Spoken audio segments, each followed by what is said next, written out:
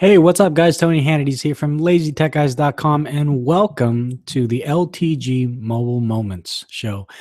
This is a beta show, as I've mentioned before, and yes, you are correct. It is Tuesday, and if you're wondering what is going on, where's the LTG show? Where's Sean? A lot of things are happening right now in our personal lives, so Sean's going to take a break for a bit, but he's not gone forever, so he will be back soon. Good luck to you, Sean, with your endeavors. But I still want to do a show for you guys. And as I've said before, my wheelhouse is more in the realm of mobile. So with that being said, let's go ahead and start the show.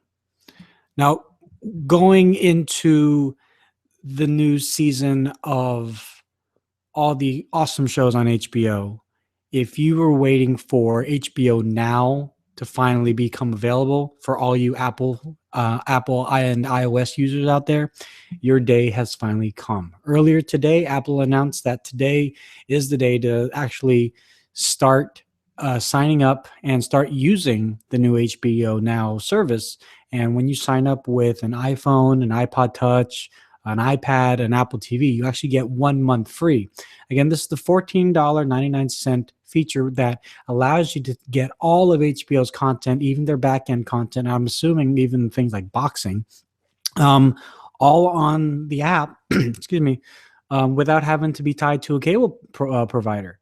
So right now, if you have somebody like Comcast or AT&T, you have to add HBO, which is in and of itself between $10 to $15, but you're already spending like maybe 20 some dollars just to have the cable package itself.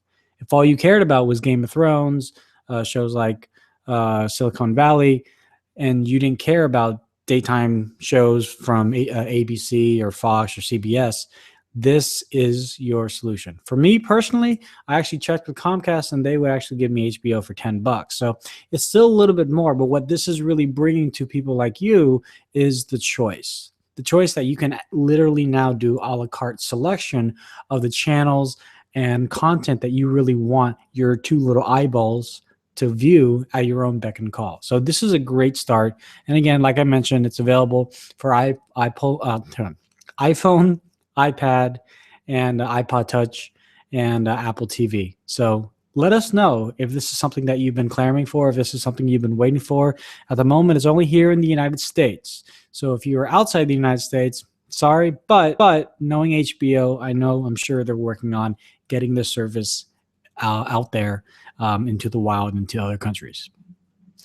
Now, also talking about Apple, if you have been keeping an eye out on the new MacBook that was announced sometime last month, and you were saying, well, I want to buy the new MacBook, but I really don't want to pay overpriced costs for all the different cables and adapters and everything. It's funny, majority of people that are in the know said, well, you don't have to. Just wait for Monoprice. They'll come out with something. So today, Monoprice announced the new USB-C accessories for the MacBook, or for future use of other peripherals that take USB-C. So kind of going down the list here, the USB-C to USB-C, which again, it's basically the same male-to-male on either end, would cost $24.99. A USB-C to USB-A, which is the standard USB, or the existing USB-A 2.0 port, is only $9.99. USB-C to USB 3.0 A or A/F, which enables USB 3.0A to connect to USB-C, that's $11.99. USB-C to DisplayPort, that's $34.99, and USB-C to HDMI adapter, that's $34.99. So what they don't have yet, and I'd have to kind of trickle down here, but what they don't have yet is something similar to that of which Apple has this larger adapter for $80 that allows you to connect not only an HDMI connection to view to a monitor, but also has an additional port for USB-C, so you can still charge your MacBook, and another USB-A or B, so you can plug in, I don't know, like a mouse or something like that. But whatever the case is, this is a great start for this at a great price. So head over to monoprice.com, just type in USBC. Wow, I haven't been on this website for a while. It's definitely looks a lot better, a lot more modern. So good on you, Monoprice, and keep up the good work. Now, if you are someone like me and you're very narcissistic to a degree, or you just really love capturing moments in your life, whether they be video or photo, you're obviously using something like Instagram and sharing that with your friends and family and maybe complete strangers.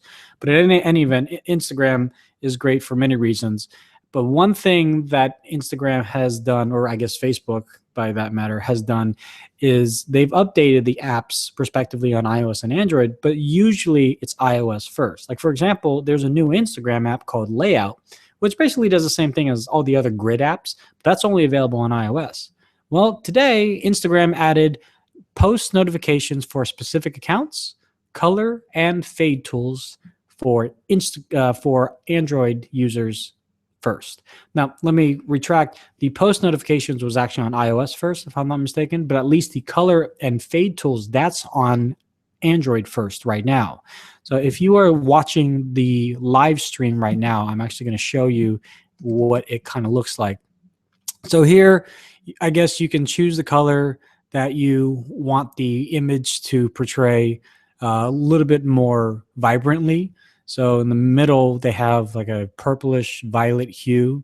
So you can actually manipulate the whole photo to be more of this violetly hue color, or over to the right, it's going to be more of a pinkish hue, or all the way on the left here, what you see is just your standard color. So a lot of more capabilities within the Instagram app. So you're not being pulled out of the Instagram app, so you can do more. And that's what Facebook wants you to do. They want you to stay in Facebook, whether it be on Facebook.com or Instagram or WhatsApp. They just want you to stay there and use their apps. It's weird to me that they separated the Layout app from Instagram, but at the same time, I understand from at the end of quarter report, they can say, well, we have 20 apps and we have this many people downloading all these different apps and this many people actually using the apps on a regular basis. So it looks better. In regards to a portfolio, it looks a lot better. It's a little harder to manage, especially now that you kind of have to take care, especially for Instagram, you have to take care of 2 apps on 2 separate operating systems, and Android being with all the different resolutions and screen sizes and fragmentation, whatever you want to call it, which is a little better these days, but still can be a problem. But I think this is great. I actually got the update on my Nexus 6, but for the life of me, I can't find where to find it. I've been reading all the different articles that say, yes, this is available. I'm like, where is it available? I can't seem to find it. So maybe there's an additional update that's coming. But what I did get on Android was the post notification. So there are some times where my wife would post something and I won't see it for the whole day. And she'll say, why didn't you double tap my photo? I'm like, well, I didn't see it. So I'm then I have to scroll through everything. So now you can just say, okay, I want to get post notifications for my wife, for this person, and everybody else. I'll just see it when I see it. So that's cool. It's a really, really cool feature that they've added, kind of making a favorites list for your Instagram people that you follow. Now, moving over to Google. Google apparently, according to an exclusive over at BuzzFeed, is moving into what's called the home services business. Late last week, Amazon themselves actually launched a new home services site, which in partnership with TaskRabbit, essentially will pair you up with people that can aid you in certain things that maybe need to be done around the house, like a plumber or a carpenter or a roofer. And there are obviously other websites like Angie's List that you can go to. The thing is, those particular websites you actually have to have a subscription to, and paying something monthly and you only need it maybe once or twice, it can be a little bit more expensive, even though Angie's List is a very good list to go by, especially when those contractors are vetted by the Angie's List company. So, but in any event, Amazon is basically doing the same thing, and they're vetting people with the help of TaskRabbit. But then there are these rumors that Google is going to do it as well too. So it's funny that we're getting into competition of these little niche markets where you know, we're going to see at the end who's really going to win, and it's going to come down to price and also quality work and just availability as well too. Because if you know, if you go to Amazon and with the help of TaskRabbit, are they going to recommend you to Jim the carpenter? And if you use Google, they can't recommend Jim because Jim is part of the TaskRabbit Amazon ecosystem, and you can only get Tom, and so you have to deal with Tom, and maybe Tom's not as good as Jim. And so that's the question. How is it going to work for these contractors? Do they just sign up for as many home services as they can to get as much business as they can? We have yet to see how that's really going to work in the end, but we'll definitely find out probably from Google in the next coming weeks. This seems like something that could be wrapped up in a matter of weeks or maybe a month or so. But the last thing I want to talk about tonight was it's not really mobile centric, except for the fact that you can use your phone as a remote to remote back in.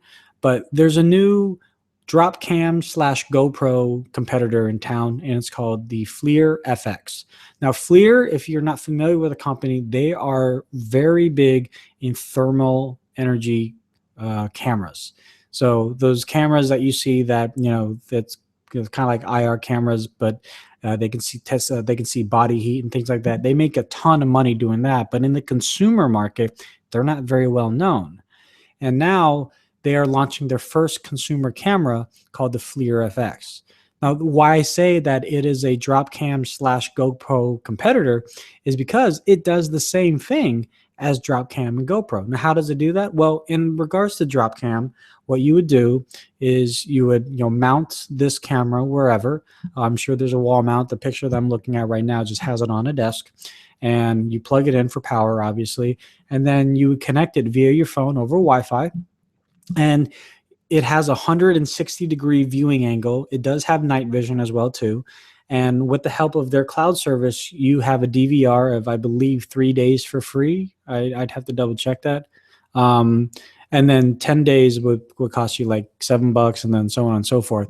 But you can view recordings in the past like 24, 48 hours.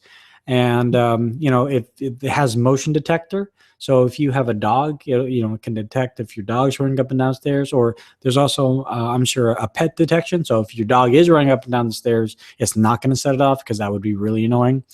And it also has this really unique feature called rapid recap. Now, what is that?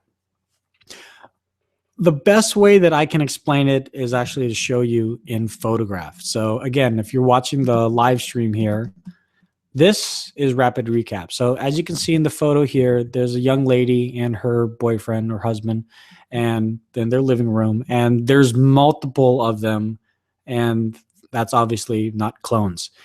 Underneath their images, or right next to their images, you will see timestamps. And the idea is that in the last 24 hours, it will record every bit of movement that has happened. And in rapid recap, you can see all simultaneously all of the movement that has happened in the last 24 hours. That is so cool, because if there was anything that might have happened in your house, let's say there was a burglar or something like that, you want to see a progression of the whole day without having to look at the video feed hours on end. This pretty much speeds it all up, and you say, oh, at 3 p.m., that's when it happened. So you can then go back onto the video track and just pinpoint 3 p.m. instead of having to scrub through every hour by hour by hour. So I think that's a really cool feature. This will be available to purchase in the next month or so. You can get it at Best Buys and Amazon and other big box stores, B&H. But if you want, you can pre-order right now for $200, and that'll get you the actual FlirsFX camera. Or for $250, I believe, will get you a waterproof enclosure so you can actually take it underwater. And that's why it's also a competitor to Dropcam. The problem is, if you want this to be used as a home monitoring system, but you also want it so you can mount it on your helmet, well, then you are going to have to buy two. So it doesn't negate the fact that you're going to save money because it does both. You're still going to have to buy two, or still buy a GoPro, or buy a Dropcam to to to to solidify that you still have a use for that service, either in the house or on the in the skate park or wherever else that you plan to use this particular type of action camera. So that's pretty much it. Yeah, like I said, I just want to make this very quick, very plain and simple. We'll probably have Sean back next week when everything is said and done. But until then, we're taking a little hiatus over here at the Lazy Tech Guy Studio, and we will probably still have Andrew Lee uploading videos of his gameplay. You definitely want to check him out on Twitch, and his name is twitch.tv/Aoshisan, and I can't spell it. Don't ask me. Just hit him up on Twitter. Well, that's his Twitter name.